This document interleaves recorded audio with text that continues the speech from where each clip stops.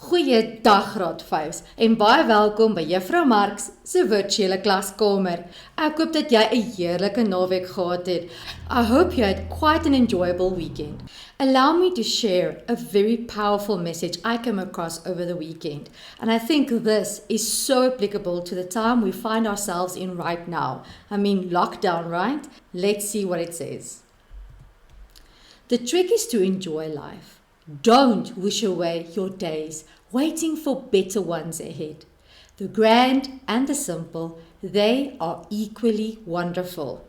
This quote reminds me to make the most of what I'm going through right now in lockdown. No use wishing away the days, why don't you make it count? Just a reminder that we are celebrating Earthday this Wednesday on the 22nd of April. I also found this profound saying by Anne Frank. If you do not know who Anne Frank is, do yourself a favor and Google her. She said, how wonderful it is that nobody need wait a single moment before starting to improve the world. And you can play your part by collecting any paper recyclables during the lockdown and bringing it to school to be recycled. Why don't you wear a dash of green this Wednesday in celebration of Earth Day? You are also very welcome to tell your family and friends about Earth Day and so raise awareness. Just because we're on lockdown doesn't mean that we can play our part. Here are 2 more jokes for Earth Day. What do you call a rooster that crows every morning? An alarm clock. Knock knock, who's there? Letters? Letters who? Letters in, it's hot outside. Don't forget about the Sweethearts Wheelchair Foundation. How can you make a difference in the lives of people who can't afford wheelchairs? It's so simple. Just collect any bottle tops or bread tags to support this amazing initiative. Don't forget about World Book Day this Thursday. Why don't you celebrate the day by reading one of your favorite novels or even by writing a story? Don't forget that readers today are certainly leaders tomorrow. Without further ado, let's take a look at today's work. Vandag is Maandag. Die datum is 20 April 2020. Today is Monday and the date is the 20th of April 2020. Hoe lyk die weer buitekant jou venster? What is the weather like outside? Vandag is dit gedeeltelik bewolk. It is partly cloudy outside my window. Die seisoen is herfs. We are currently in the autumn season. Kom ons kyk na vandag se spelwoorde. Hierdie spelwoorde gaan oor die weer. Today's spelling words center around the topic of weather. Somer, summer. Herfs, autumn. Winter, winter, en lente, spring. We practiced these 4 seasons quite a bit last week. Winderig, windy. Bewolk, cloudy. Reën, rain. Sonnig, sunny. Warm, hot. En koud, cold. Maak 'n sinnetjie met elkeen van hierdie spelwoorde en skryf hierdie woorde in jou persoonlike woordeboek neer. Please make a sentence with each of these spelling words and don't forget to add them to your personal dictionary. How do I write these words in my personal dictionary? Kom ons gebruik die voorbeeld van winderig, which is windy. Step 1. Go to the W tab in your personal dictionary, W for windy. Step 2. Write the word windy and next to it Afrikaans meaning winderig. Step 3. It will look like this. Windy, the English first, followed by the Afrikaans, winderig. Do you remember that I have told you about the unprepared speech in all my videos? Well, it will still be an unprepared speech, but you'll be allowed to choose a topic from a list of topics and you'll have 3 minutes to prep. Isn't that just glorious news? So let's look at today's topic. Vandag se mondelinge onderwerp is verduidelik stap vir stap hoe om jou gunsteling kos voor te berei. Tell us how to prepare your favorite meal step by step. Well, I think it's quite an interesting topic that will take you out of your comfort zone. So start practicing now to speak about this topic. It can only be to your advantage. Onthou jy nog dat ons verlede week na die storie van Abu Ali gekyk het? Hier is die antwoorde op die vragies. Do you still recall we read the story about Abu Ali who counted his donkeys? Well, here's the answers to the questions. Vraag 1 onderstreep die korrekte antwoord. Question 1 asked you to identify the correct answer. Nommer 1, die titel van die storie is, the title of the story is, and there were 2 options, Abu Ali se 9 donkies, of Abu Ali tel sy donkies. Die regte antwoord is, the correct answer is, Abu Ali tel sy donkies. Vraag 2. Die 2 karakters in die storie is, the 2 characters in this story is, Abu Ali en Musa, of Abu Ali en die donkies. Die regte antwoord is, the correct answer is, Abu Ali en Musa. Vraag 3. Abu Ali stap plaas of dorp toe om sy donkies te koop. Abu Ali walks to a farm or to a town to buy his donkeys. Die regte antwoord is, the correct answer is, dorp. Abu Ali stap dorp toe om sy donkies te koop. Vraag 4. Abu Ali het 9 of 8 donkies gekoop. Question 4.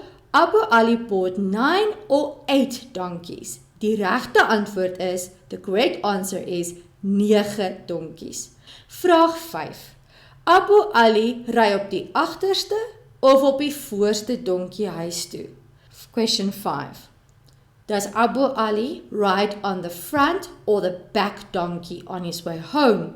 Die regte antwoord is, the correct answer is, die voorste donkie. Vraag 2 was, wat dink jy vragies? Question 2 is, what do you think questions? And remember, you are entitled to your opinion as long as you motivate your answer. Vraag 1. Waarom dink jy, sê Musa, dat Abu Ali 'n donkie is? Why do you think Musa calls Abu Ali a donkey? Here are 2 possible answers. Musa sê dat Abu Ali 'n donkie is, omdat Abu Ali die donkies verkeerd getal het. Musa says that Abu Ali is a donkey because he kept on counting the donkeys incorrectly. Of Abu Ali het nie die donkie waarop hy gery het getel nie. Or because Abu Ali didn't count the donkey on which he was riding. Vraag 2. Wat dink jy beteken dit as jy iemand 'n donkie noem? Question 2, what do you think it means if you call someone a donkey? En dit is beslis nie 'n compliment nie. It's definitely not a compliment you're paying someone when you call them a donkey, because it means die persoon is dom. It means the person is dumb. Kan jy nog hierdie vragies onthou? Can you still remember the following questions? Watter geluid maak 'n donkie? Which sound does a donkey make? In Afrikaans, hy rinnik. Wat is die manlik en vroulik van donkie? 'n manlike donkie is 'n hinks en 'n vroulike donkie is 'n merrie. Kom ons kyk vandag na trappe van vergelyking. Sjoe, dit is behoorlik 'n mondvol. Let's look at degrees of comparison today. And trappe van vergelyking is certainly a mouthful. Vergelyking is comparison. En trappe, which might refer to actual steps or a staircase, is the degrees of comparison. Now, you've been doing degrees of comparison in English home language, and the Afrikaans trappe van vergelyking follows mostly the same patterns and rules. Kom ons kyk na ons eerste voorbeeld. Let's look at our first example.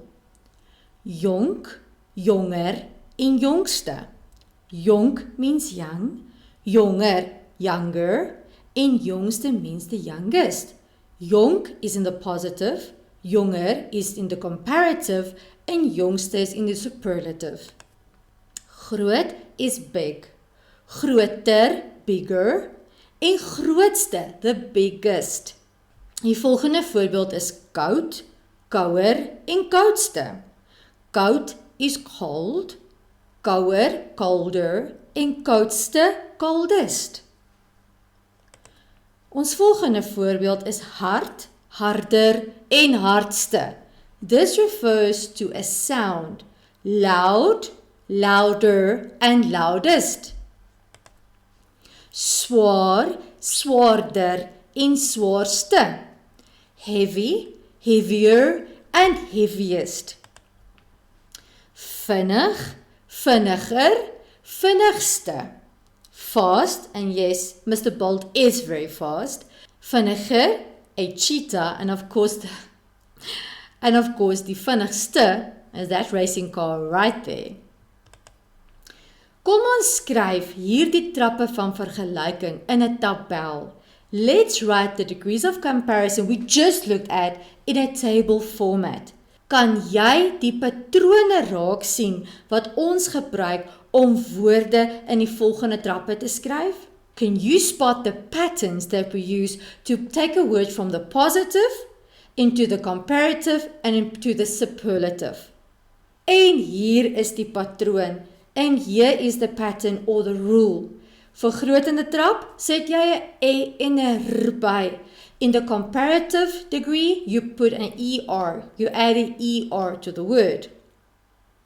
In die oortreffende trap, sit ons 'n ste klankie by.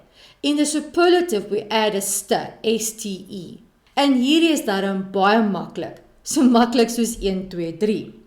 Maar, but, partykeer verander die spelling as ons 'n woord in die volgende trappe skryf. Sometimes our spelling changes when you write the word in the comparative or the superlative. Kom ons kyk na die eerste woord, jonk. Let's start with the first word, jonk, which means young. Jy sal sien dat jonk op 'n k eindig. You will notice that jonk ends on a k sound. In die stellende trap skryf ons jonk met 'n k. Maar as ons jonk in die vergrotende en die oortreffende trap skryf, verander die k in 'n g. Groot het 'n lang o klankie. Groot has a long o sound. Maar in die vergrotende trap, but in the comparative degree, is daar net een o. There's only one o. But the moment you get to the superlative, we are back to two o's. En dis weer 'n lang o klankie. Koud, in die vergrotende trap, verloor sy de. Cold, in the comparative degree, loses the de. But the moment you get to the oortreffende trap, you go to the superlative, is die de weer terug. The d is back in the word.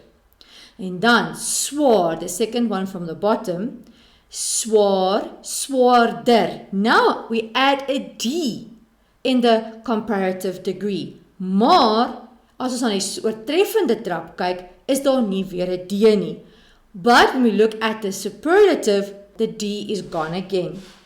So, how do you know whether the spelling will change when we put a word from the positive to the comparative or the superlative? Hoe weet ons wanneer die spelling gaan verander van 'n woordjie in die stellende trap, die vergrotende trap of die oortreffende trap? Well, the easy answer is you've just got to remember and practice writing the words correctly. Kan jy hierdie 4 woorde in die vergrotende en oortreffende trap skryf? Can you write these 4 words in the comparative and superlative degrees? Ek het dit baie maklik vir jou gemaak. I made quite easy for you. Hierdie woorde se spelling verander nie as jy dit in die vergrotende of die oortreffende trap skryf nie. The spelling of these 4 words does not change when you put it into the degrees of comparison. Just keep to the 2 patterns I showed you. Ek sal in die volgende video die antwoorde gee. Kom ons loer weer na stompie. We looked at stompie and specifically at sentences in the present tense. Kan jy nog onthou dat stompie jou beste maatjie moet wees? Can you still remember I told you to make stompie your best friend in Afrikaans? Kom ons loer gou weer na stompie. Let's take another peek at stompie. Stompie is an acronym. That means that each letter in the acronym stompie represents a concept. The S in stompie is the subject. V1 is verb 1, the T is time, the O is object, the M is manner, P is place, V2 is your verb 2, and the infinitive. Basically, Stompie is an easy recipe that guides you in writing the parts of sentences in Afrikaans in the correct order. This is because Afrikaans and English word order does not always correspond. Let's go through the Stompie components one more time. Ons het begin met 'n baie maklike sinnetjie. We looked at a very basic sentence that had a subject, a verb, and an object. Die seun skop die sokkerbal. When you want to determine the subject of a sentence, you ask the who or the what question. Skop is our action word. What is being done in the sentence? And the object is die sokkerbal. Once again, to identify the object, we can always ask who or what again. Ons het die tydwoord bygesit. Next, we added the time word. And because these sentences are in the present tense, our time words are also in the present tense. Die seun skop vandag die sokkerbal. The boy kicks the soccer ball today. When you want to determine which word is the time word, you just ask the when question. Hier is die voorbeelde van tydwoorde wat in die teenwoordige tyd is. Here are examples of present tense time words. Elke dag, every day. No, now. Vandag, today. Of tans, currently. We then added the manner in which the action takes place. The manner comes directly after the object. In order to determine the manner in the sentence, we ask the how question. The manner will always answer the how question referring to the action. Die seun skop vandag die sokkerbal baie hard. Hoe skop die seun? How does the boy kick the ball? Baie hard, very hard. Lastly, we add the place. Die seun skop vandag die sokkerbal baie hard in die tuin. To determine the place, you just ask where. Where is this happening? Where is the action taking place? Right. Today we're going to look at Stompie in the past tense.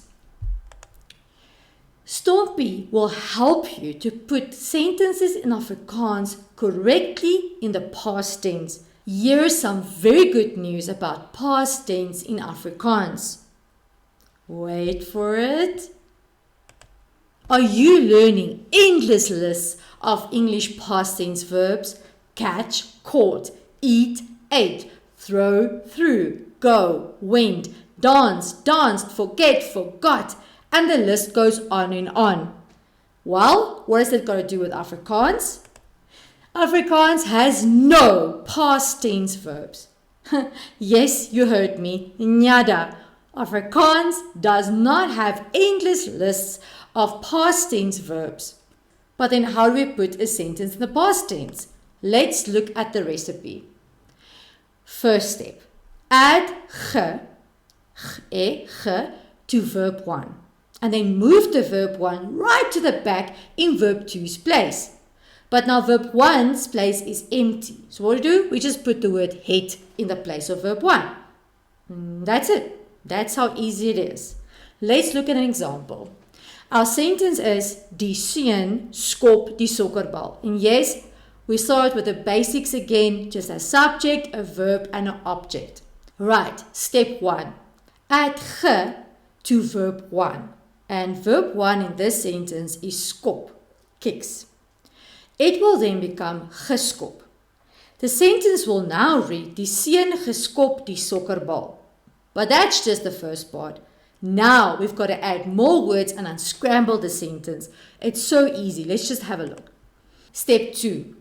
We move geskop all the way to the back of the sentence where verb 2 normally comes. But then we can't leave verb 1 empty. What do? We just put the word het at verb 1 to fill the gap. Let's recap. Ge to verb 1, kick verb 1 all the way to the back and put het in the place of verb 1. It sounds easy enough because it is easy. Kom ons skryf die sinnetjie weer oor. Let's write this sentence again, but this time in the format we've been practicing all along. Die seun, our subject, it's the answer to the who or what question. Verb 1 is the action, but remember now, in verb 1's place we have het. The object is die sokkerbal, which answers the who or what question. The sentence does not have the manner or the place because we're starting with the basics now. We have verb 2 right at the back. And this is the original verb that was at verb 1's place that have been kicked all the way to the back of the sentence, got a ge, and now the sentence reads, die seun het die sokkerbal geskop. Kom ons oefen saam. Kom ons skryf die volgende sinnetjie in die verlede tyd. Let's write this sentence in the past tense. It's a very basic sentence. It just has a subject, a verb, and an object. Abu Ali ry op 'n donkie. Abu Ali rides on a donkey. Simple enough.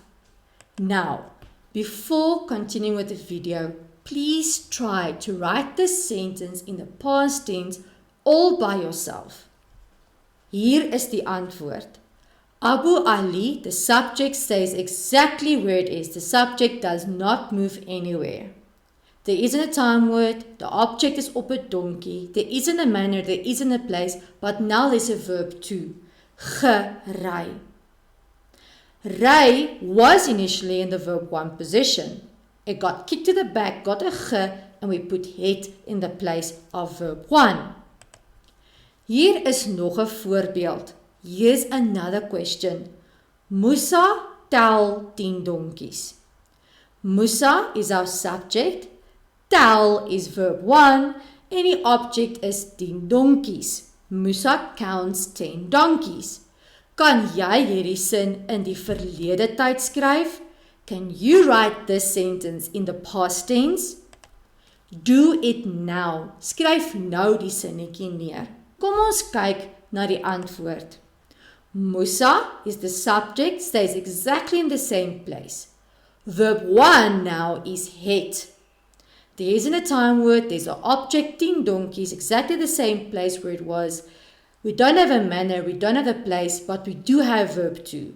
Tel got kicked all the way to the back and got a ge. Musa het 10 donkies getel. Nou, skryf aktiwiteit 13 se sinne in die verlede tyd. Write activity 13's sentences in the past tense. Nommer 1, die skole sluit vir die vakansie. The schools close for the holiday. Nommer 2, Zunaid raai die regte antwoord. Zunaid guesses the correct answer. En nommer 3, Bukang verjaar in die vakansie. Bukang celebrates her birthday during the holiday. Ek sal in die volgende video die antwoorde gee. I will give you the answers in the next video. Ons het aan die einde van vandag se video gekom. Baie dankie dat jy na hierdie video kyk. We've come to the end of today's video. Thank you very much for watching this video. Ek is so trots op jou dat jy hard werk in Afrikaans. I'm so proud of you for putting in the hard work. Ek sien julle weer in die volgende video. I'll see you guys again in the next video. Totsiens!